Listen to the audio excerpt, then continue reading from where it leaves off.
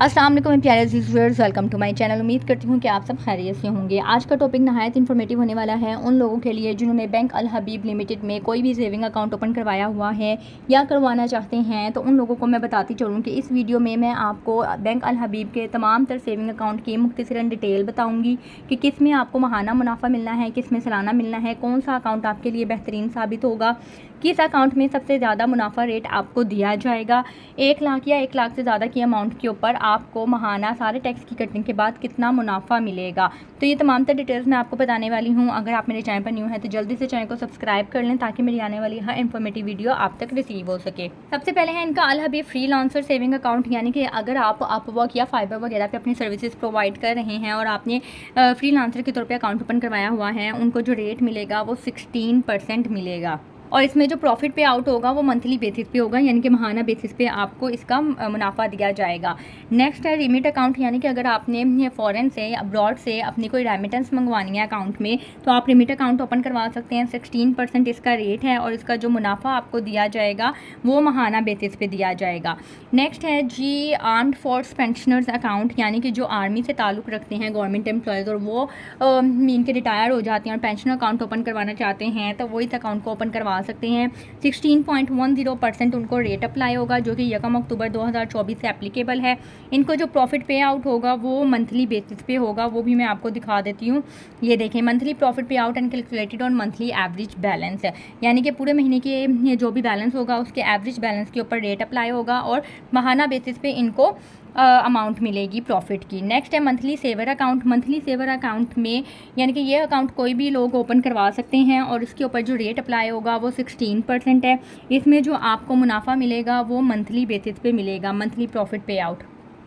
Next है जी senior citizen account. अगर आपकी उम्र 60 साल या 60 साल से ज़्यादा है, यानी कि अगर आप सीनियर सिटीज़न हैं तो आप इस अकाउंट को ओपन करवा सकते हैं। 16.10% के अकॉर्डिंगली इसमें रेट अप्लाई होगा। 1 अक्टूबर 2024 से ये एप्लीकेबल है और इसमें जो प्रॉफिट पे आउट होगा वो मंथली बेसिस पे है।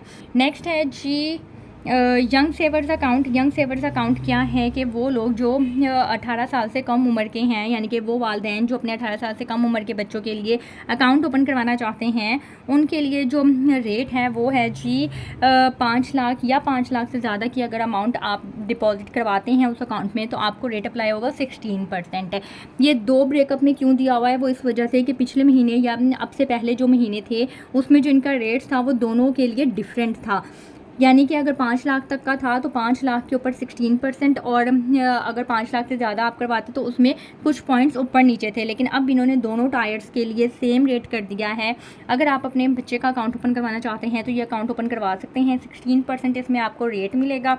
इसमें जो आपको प्रॉफिट पेमेंट होगी वो 6 यानी कि बाय एनुअली होगी। 6 मंथली प्रॉफिट पेमेंट है, आपको हर 6 महीने के बाद प्रॉफिट दिया जाएगा।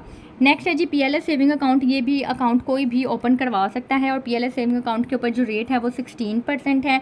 इसके ऊपर जो प्रॉफिट पेमेंट है वो बाय एनुअली बेसिस पे होता है, यानी कि आपको ये देखें बाय एनुअल प्रॉफिट पे आउट होता है, यानी कि आप हर 6 महीने के बाद प्रॉफिट ले सकते हैं। प्रॉफिट आपके अकाउंट में क्रेडिट कर दिया जाएगा।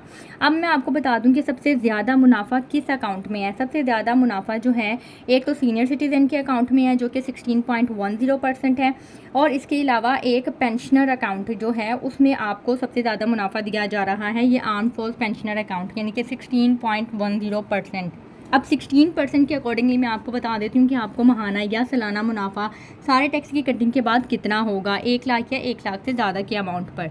सबसे पहले 1 लाख की अमाउंट ले लेते हैं। 1 लाख की अमाउंट के ऊपर जो है वो 16% लेंगे तो ये हमारे पास आ जाएगा 16,000 रुपये। ये 16,000 फाइलर और नॉन फाइलर की टैक्स की कटिंग के बगैर है सालाना मुनाफा। आप इसमें से फाइलर का टैक्स लेस करेंगे 15%, इसका आप 15% लेंगे तो ये आपके पास अमाउंट आएगी 2400। 16,000 में से आपने 2400 लेस कर देना है इस तरीके से, तो ये आपके पास अमाउंट आ जाएगी 13,600। ये टैक्स की कटिंग के बाद है।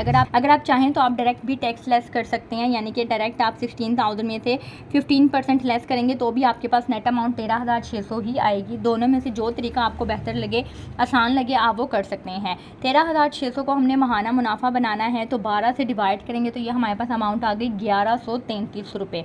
ठीक है, अब ये 1 लाख की अमाउंट के ऊपर फाइलर का माहाना मुनाफा है, आपने जितने भी लाख की इन्वेस्टमेंट करनी है आपने उससे इसको मल्टीप्लाई कर देना है। यानी कि अगर आपने 10 लाख की इन्वेस्टमेंट की आप 10 से मल्टीप्लाई कर दें, आपने 50 लाख की किया 50 से मल्टीप्लाई कर दें, आपने 25 लाख की किया 25 से मल्टीप्लाई कर दें। तो इट्स अप टू यू, आप जितनी चाहे मर्जी जो है वो अमाउंट से इसको मल्टीप्लाई कर सकते हैं जितने भी लाख की आपने इन्वेस्टमेंट की है। इसी तरीके से मैं नॉन फाइलर का बता देती हूँ। 16,000 की अमाउंट है, उसका हमने लेस करना है 35%। सेकंड वाला मेथड यूज़ कर लेते हैं, ज़्यादा इजी रहेगा। माइनस 35% किया, नेट अमाउंट हमारे पास आ गई 10,400 नॉन फाइलर की सालाना मुनाफा है टैक्स की कटिंग के बाद। इसको हमने 12 से डिवाइड करना है, ये हमारे पास जो है वो एक महीने का मुनाफा आ गया 866 रुपये। अब उसी तरीके से आपने 10 लाख की इन्वेस्टमेंट करनी है, आप 10 से मल्टीप्लाई कर दें, 50 की करनी है 50 से मल्टीप्लाई कर दें, 5 की करनी है 5 लाख की अगर इन्वेस्टमेंट करनी है तो 5 से मल्टीप्लाई कर दें। ठीक है, 1 लाख की अमाउंट के ऊपर नॉन फाइलर को जो सारे टैक्स की कटिंग के बाद मुनाफा होगा महाना वो 866 है।